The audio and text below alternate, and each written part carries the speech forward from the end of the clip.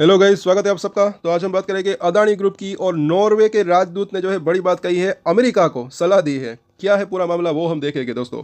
और आज खुश जो है लोग ज़्यादा हो गए। अदानी ग्रुप के शेयर अच्छी खासी तेज़ी यहाँ पर आप देख सकते हैं। बाजार के अंदर अच्छी खासी गिरावट है, लेकिन फिर भी ये सभी के सभी शेयर जो है भागे हैं।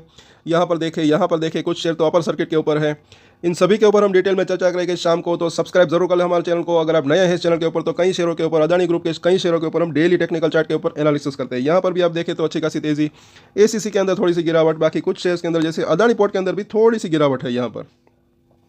तो ओवरऑल अगर देखें तो यहाँ पर मामला क्या है, तो नॉर्वे के एक राजदूत एरिक सोलहेम ने सवाल किया है कि अगर किसी अमेरिकी उद्योगपति द्वारा, ये बात सब जो है समझने लायक है कि अगर किसी अमेरिकी उद्योगपति द्वारा अमेरिका में किए गए अपराध के लिए कोई भारतीय अदालत कार्रवाई करे तो कैसा लगेगा।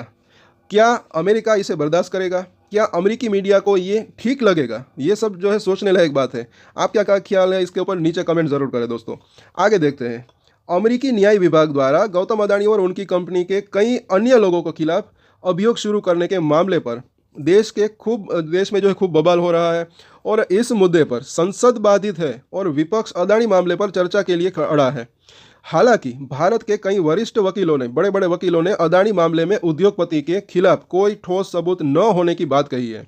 अब नॉर्वे के राजदूत और संयुक्त राष्ट्र के पर्यावरण कार्यक्रम के पूर्व निदेशक एरिक सोलेम ने भी इस मुद्दे पर अमेरिका को आड़े हाथों लिया है। और उन्होंने नाराजगी जाहिर करते हुए कहा कि अमेरिका कब दूसरों के मामलों में दखल देना बंद करेगा। अदानी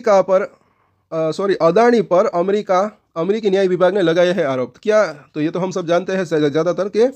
गौरतलब है कि अमेरिकी न्याय विभाग के अभियोग में आरोप लगाया गया है कि भारतीय उद्योगपति गौतम अदानी और अन्य ने भारत में सौर ऊर्जा के ठेके लेने के लिए भारतीय सरकारी अधिकारियों को रिश्वत दी। हालांकि इस अभियोग में सिर्फ आरोप लगाए गए हैं, ये भी ना भूले, और आरोप के संबंध में पुख्ता सबूत नहीं दिए गए हैं।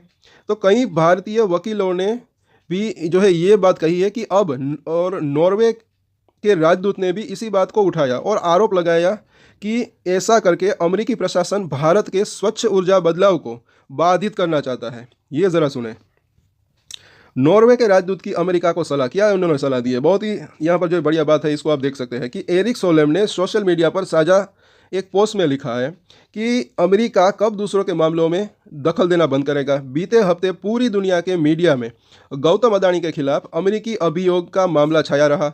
अब समय आ गया है जब दुनिया कहे कि अमेरिका को अब दूसरों के मामलों में दखल देना बंद कर देना चाहिए। एरिक सोलेम ने सवाल किया कि अगर किसी अमेरिकी उद्योगपति द्वारा अमेरिका में किए गए अपराध के लिए कोई भारतीय अदालत कार्रवाई करे तो कैसा लगेगा। क्या अमेरिका इसे बर्दाश्त करेगा? क्या अमेरिकी मीडिया को ये ठीक लगेगा? तो ये सब इनके सवाल है, मतलब कि इनको सलाह दी है। आगे देखते हैं। सोलेम ने कहा कि ये साफ है कि गौतम अदानी और सागर अदानी के खिलाफ कोई खिलाफ आरोप नहीं है। न ही ये बात साबित हुई है कि सरकारी अधिकारियों को रिश्वत दी गई। अभियोग इस बात पर चल रहा है कि उन्होंने रिश्वत देने की साजिश रची।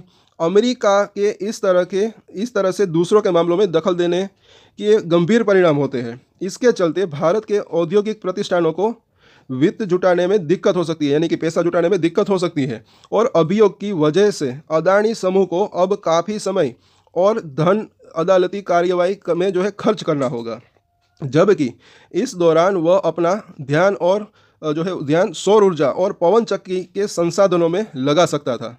जैसे कि कई बार देखिए ये मामला जब आया सामने, ये चीज़ भी समझने लायक है। देखिए कई सारी वो रेटिंग एजेंसी है, उन्होंने जो है कुछ रेटिंग्स दी। साथ साथ जो टोटल एनर्जीज ने जो है वो बड़ी बात कर दी कि फ्यूचर में अब जब तक ये मामला क्लियर नहीं होता तब हम जो है निवेश नहीं करेंगे। हालांकि उसके ऊपर अदानी ग्रुप ने भी जो है सफाई दी कि अब तक जो इन्वेस्टमेंट है वो तो बरकरार है, लेकिन फ्यूचर की वो बात कर रहे हैं। लेकिन अब ये मामला जो है अगर सुलझ जाता है तो वो फ्यूचर में वापस से इन्वेस्टमेंट कर सकते हैं, ऐसा मुझे लग रहा है।